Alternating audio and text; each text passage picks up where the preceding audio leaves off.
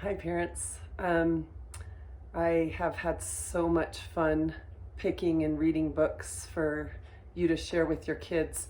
Um, and then there's also something else that I've been thinking a lot about that I wanted to share with you.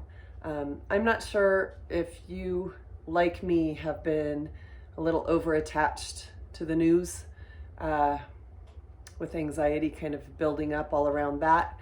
I can imagine it's stressful to be at home feeling academic expectations for your kids and feeling like you need to, on your own, try to keep them up with school. I would like you to know that from my perspective, there's something that I'd like to address called priorities. And I would like you to know that my number one priority is the well being of you and your family and your children.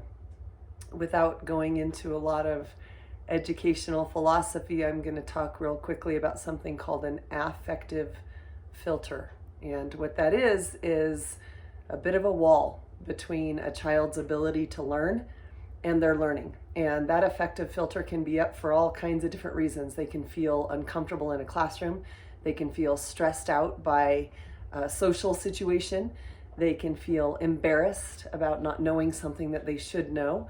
There are all kinds of reasons in a classroom why an affective filter might be up.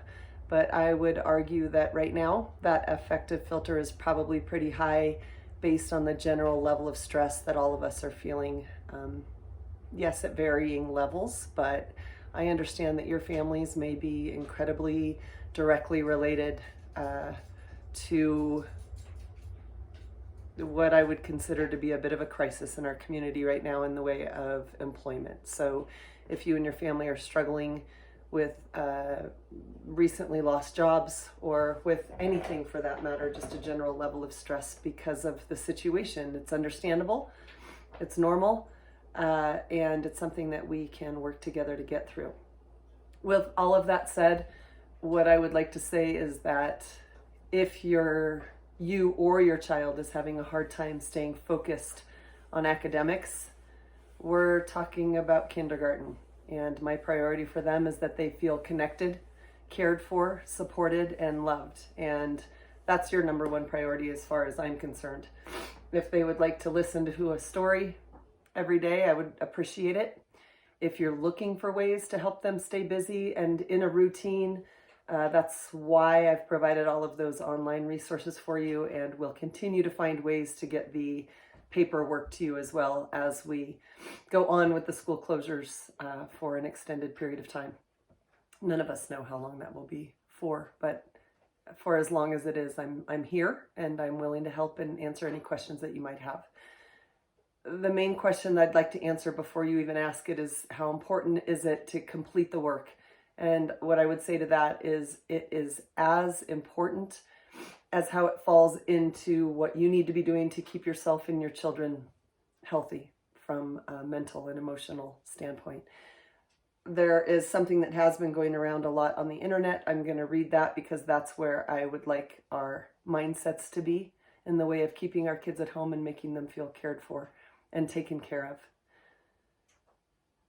And the people stayed home and read books and listened and rested and exercised and made art and played games and learned new ways of being and were still and listened more deeply. Some meditated, some prayed, some danced, some met their shadows. And the people began to think differently. And the people healed. And in the absence of people living in ignorant, dangerous, mindless, and heartless ways, the earth began to heal. And when the danger passed and the people joined together again, they grieved their losses and made new choices and dreamed new dreams and created new ways to live and heal the earth fully as they had been healed. And that was written by Kitty O'Meara. I know it's been pretty widely shared and spread, so you may already have heard it, but I don't think the message can come across or be heard enough. Take care of yourselves first. Take care of your children. Make sure that they are getting all of their emotional and other needs related to feeling loved, cared for, and safe. And do the same. Stay healthy, stay well. And again, if you have any questions, please just let me know. But put their academics in the place where those academics belong, and that is below their well-being and the well-being of you and your family. Thank you.